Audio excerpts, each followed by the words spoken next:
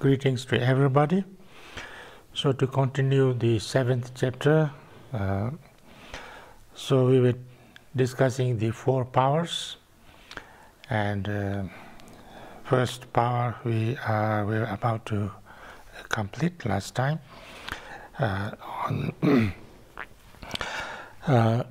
stanza number 46. Therefore I will aspire and tend to virtue and steep myself in it with great devotion. So, it is so important to have the right kind of aspiration, very strong aspiration, clear aspiration, and then I must use this, develop this aspiration and make me, start the transformation, start the work on myself. So once that aspiration becomes clear and strong, then nobody can really stop, and nothing can stop me actually achieving it. Now this leads to the second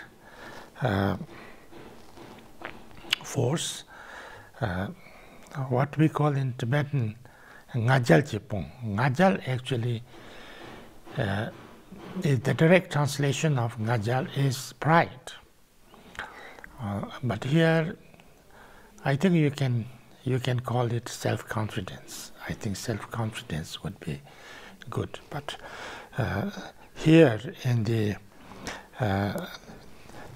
translation by in the Nectar of Manjushri speech by Padmakara Translation Group, they have called it force of steadfastness. Steadfastness. So whatever you call. So once you have this, make an aspiration, make a decision to work on, start, then you have to have certain kind of certainty or confidence or pride that you will go on doing it, you will not give up. So therefore it says in the second part of this stanza 46, and with this method stated in the Vajra Dwaja, I will train in confident assurance. So this in Tibetan is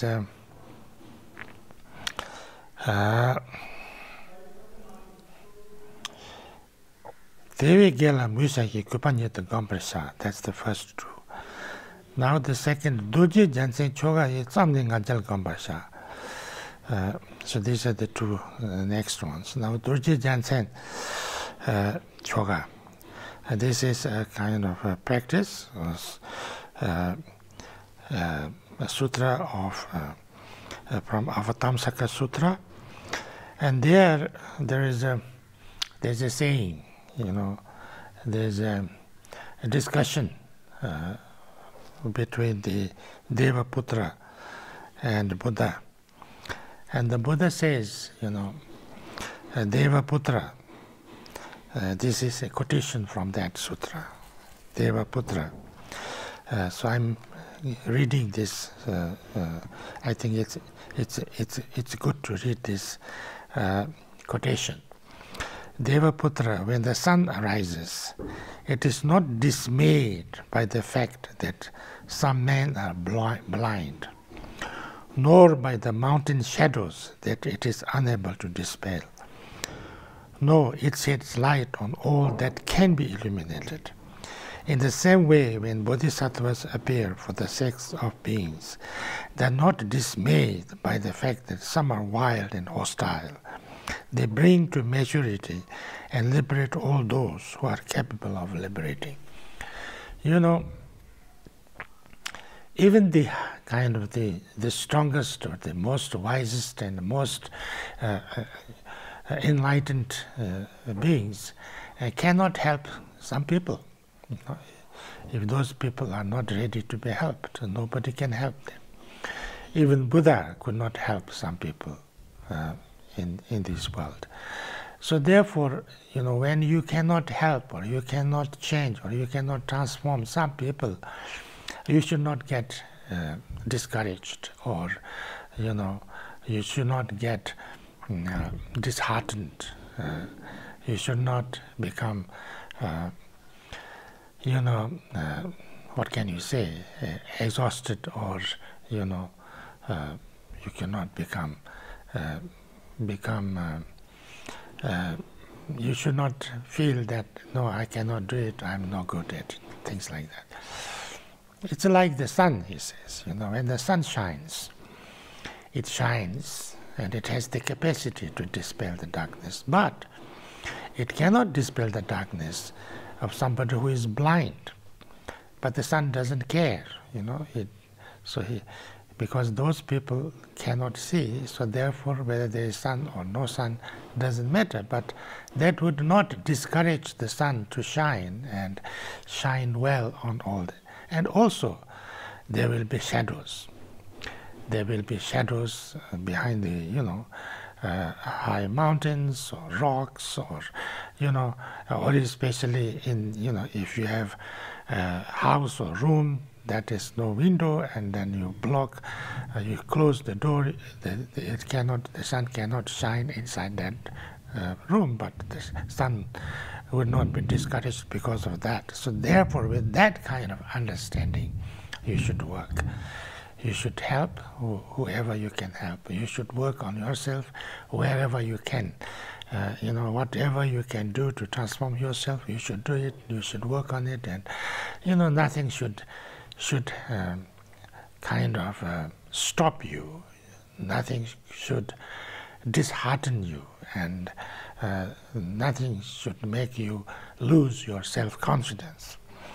And then it goes on to explain. Tambun jurwa tanin tsammayona matsamsha, matsampani choyinji tsamni dopar machao. Sewa yendu te kamhin ditun dungal pewanje yendin dribu tuchun me major tenyon remunjers. So this is next.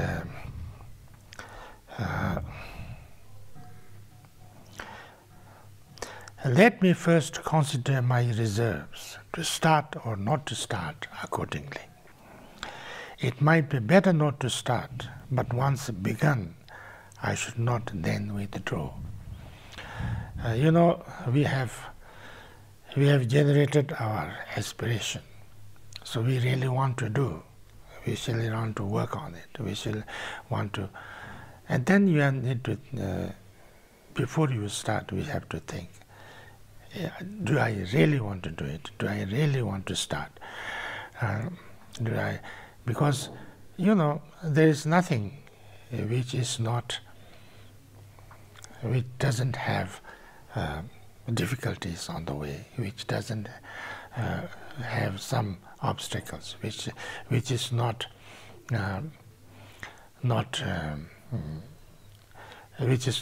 sometimes hard or difficult to accomplish. There is always difficult sides, things which are not so interesting also. There are always obstacles, obstructions, failures, hindrances. All these things were always there. So you must think properly and say, am I ready? Do I have the full confidence to go on, whatever may happen? So only if you think that, yes, I'm ready to go on, whatever may happen, however strong, however much hindrances or obstacles or difficulties there may be on the way, I must go on. Unless you think like that, it's better not to start, he says. Because if you start and then leave it undone on the, it might be better not to start, but once begun, I should not withdraw.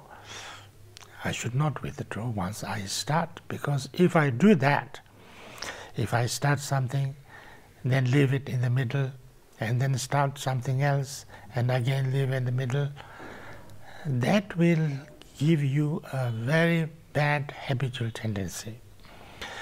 Bad habitual tendency that I will never finish anything, or I'll never accomplish anything. I will never come to the end of anything, because in whatever you do, usually it is said like this.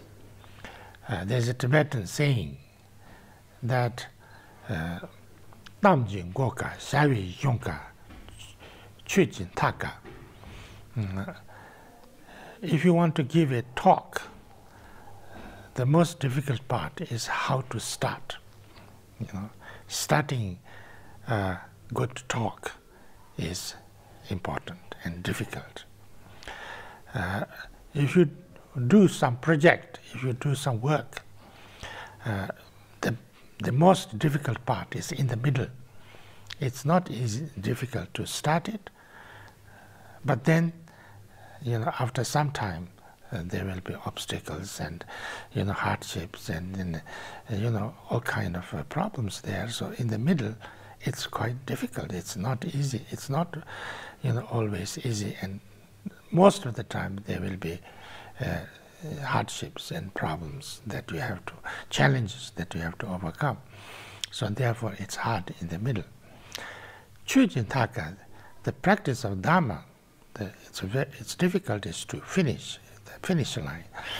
It is not so difficult to start, and then, but then to really come to the end, you really get to the fruition is very difficult. So therefore, it's like that. So therefore, unless we make this very clear decision right from the beginning that whatever may come, I will go on doing this at whatever pace, doesn't matter. Of course, that doesn't mean that I will not rest, or sometimes I have to stop for some time. That's not the idea. But I will never give up until I kind of go through it fully. If I don't do that, then it is a very bad thing. Bad habitual tendency that you start something, you are interested very much, you are very excited about it, and then you start something, and then you lose your interest, and then you leave it, and then you start something else, and again you lose your interest, and then stop it, and this way, you will never be able to finish anything, you will never be able to really, truly accomplish anything, and that can become your habitual tendency, that can become your karma, your personality. So it's very bad. So therefore you should not like that. You should not be like that.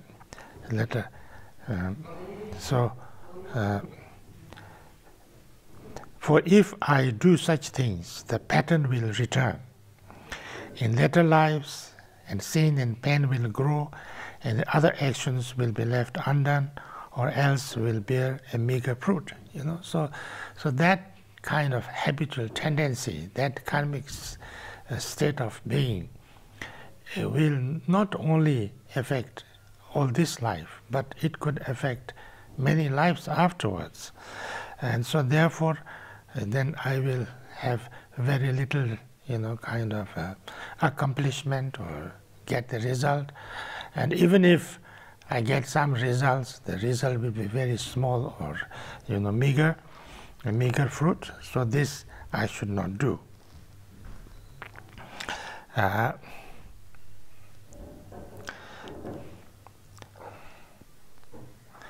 And then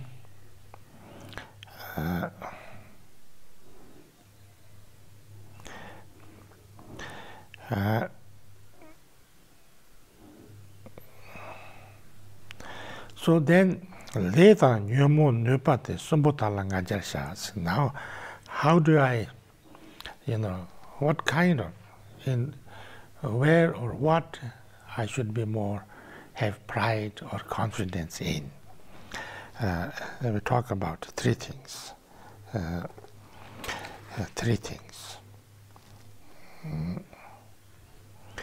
First,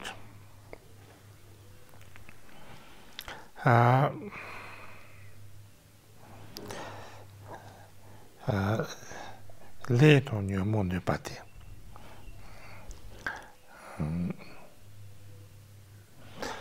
First, Santideva says we must take stock of our resources in both. This we've gone. The reason.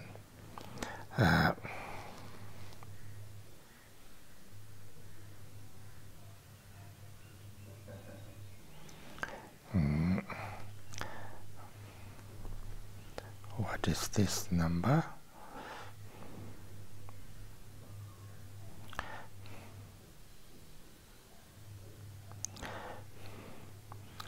Now it's 49. Therefore, we must apply or cultivate a sense of courageous self-confidence with respect to three things: action, the afflictions, and abilities. Three things to which my pride should be directed. So there are, these three confidence. Or we have to cultivate the confidence or pride in these three things. And these three things are action, afflictions, and ability. So the first, this is in Tibetan, le tong nyemo nupate sambutala ngajashas. I have to have confidence in positive actions, in the positive actions. I have to have confidence in being able to seize or get rid of or transform my afflictive emotions, negative emotions. That's the second one. And third is then that I have the capacity and ability to do that within myself. So in these three, we have to generate our pride or confidence that I can do it. I have this ability. I can do this. I can. There's a very. So now.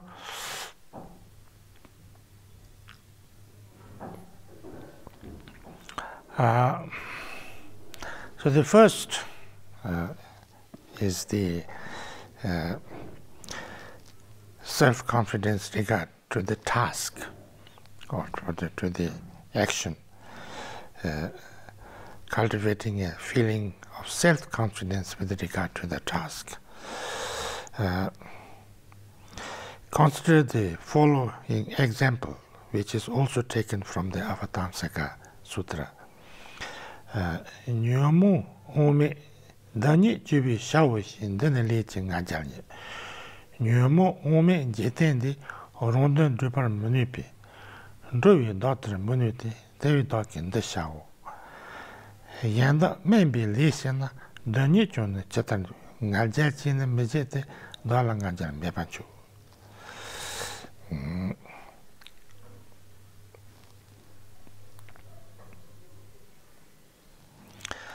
So this is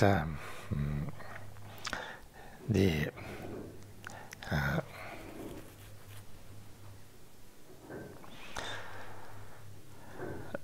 all the positive actions that is needed to be done by myself or for others, that I will do it. I will do it. So if you have that kind of pride or confidence, then this is what we call the pride of or self-confidence of action. Or here in this says the task, confidence or self-confidence or pride of action.